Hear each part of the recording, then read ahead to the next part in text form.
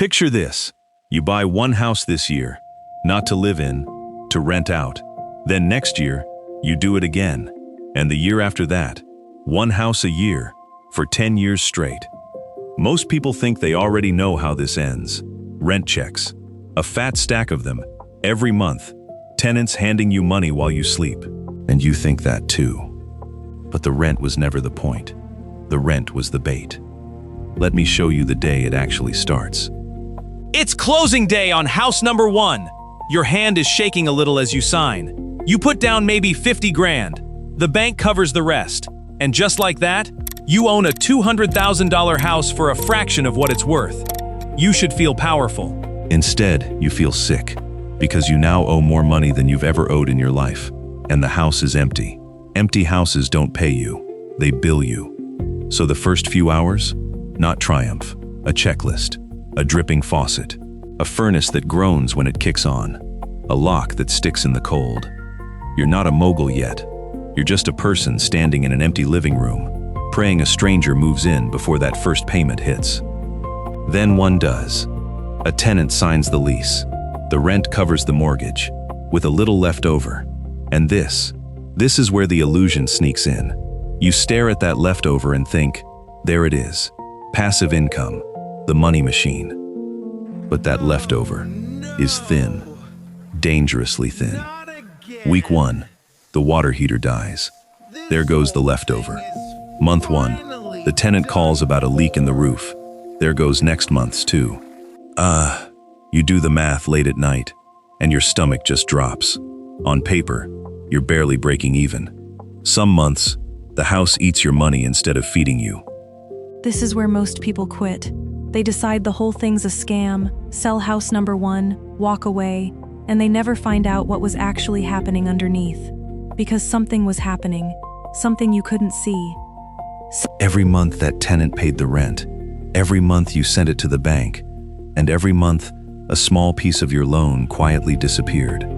At first, almost nothing. Early on, most of your payment is interest, not principal. But it's not zero. Month by month, a stranger is buying down your debt with their own paycheck. You're not even watching, but it's happening, quietly, relentlessly. That's the hidden force, and it's why you don't quit. You buy house number 2. Now, here's the part nobody warns you about. The second house is easier. Not because you've got more money, you don't, but because you're calmer. You felt the fear once, and you survived it. You stop pretending the leftover is fat. You start keeping a repair fund.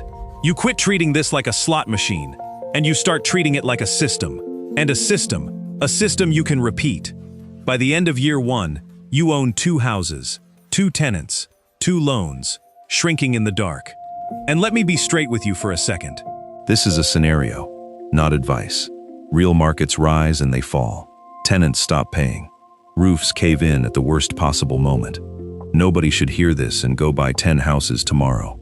But stay with me, because the machine underneath is real.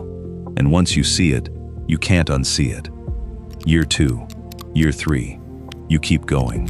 1 house a year. And around year 3, something strange shows up on your taxes. Real rent came in, real cash. But on the return, the houses barely show a profit. Some years, they show a loss. How does something that put money in your pocket look like a loss on paper? One word: depreciation. The tax code lets you treat the building like it's slowly wearing out over decades. Every year, you deduct a slice of its value as an expense. But here's the trick. It's not a real expense. No money leaves your pocket. The house isn't actually falling apart. It's probably worth more than the day you bought it. And yet the code lets you pretend it lost value. And that pretend loss wipes out a big chunk of your very real rent. You think taxes are just the price of making money. It's the opposite. On paper, the tax code treats your growing empire like it's shrinking and hands you a break for it. So look at what you're actually holding now. Real rent, mostly shielded from tax. Loans getting smaller every month, paid by other people. And underneath all of it, one more force you haven't even counted. The houses are going up in value. And here's why that matters more than it sounds. You only put down a fraction of each price. But when a house climbs in value, it climbs on the whole price, not just your slice. So a small bump in the house can be a huge jump on the little bit of your own money that's actually in the deal. The bank's money went up too, but you keep that gain. That's leverage. A lever, a little of your own weight, moving something many times heavier. Rent, shielded. Debt, paid by strangers. Value, climbing on the bank's dollars as well as yours. 3 quiet engines, and 10 years of them, stacked on top of each other. Now, fast forward, 10 years. You own 10 houses, but that number barely tells the story, because those first houses have been grinding away for a whole decade. Remember how the early payments were almost all interest? That flips. Year after year, more of each payment goes to principal. The paydown speeds up. Those tenants, month after month, have quietly erased hundreds of thousands of dollars of your debt. Not your money, theirs. Sit with that for a second. You didn't pay off those loans. Your tenants did. They wrote a rent check every single month, thinking they were just keeping a roof over their heads. And every one of those checks chipped away at a loan with your name on it. They weren't renting from you. They were buying houses for you and handing you the keys. That's the twist. You thought you were in the business of collecting rent. You never were. You were in the business of borrowing money and having strangers pay it back. The rent was just how it got delivered. And that tax return? For 10 years, it told the government you were barely making a thing. Some years that you were losing, while your actual net worth climbed higher every single year. The number that measured your success and the number the tax code saw were moving in opposite directions. And that gap, that quiet little contradiction, that's where a lot of real wealth actually hides. Now, the last loop. Remember the fear on day one, the shaking hand, the empty living room, the debt, bigger than anything you'd ever carried. That debt wasn't the danger you thought it was. That debt was the machine.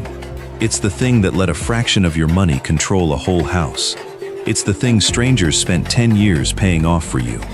The very thing that terrified you on day one was the engine the whole decade ran on.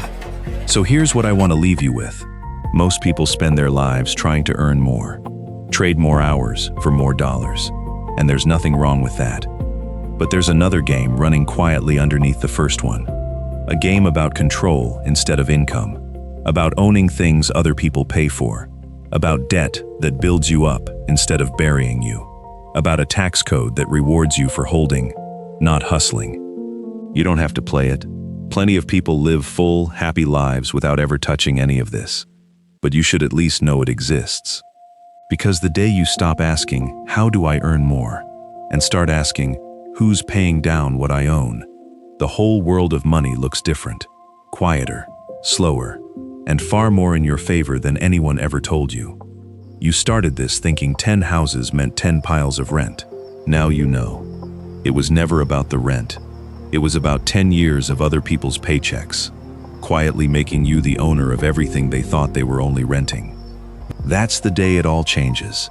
Not the day you buy, the day you finally see it.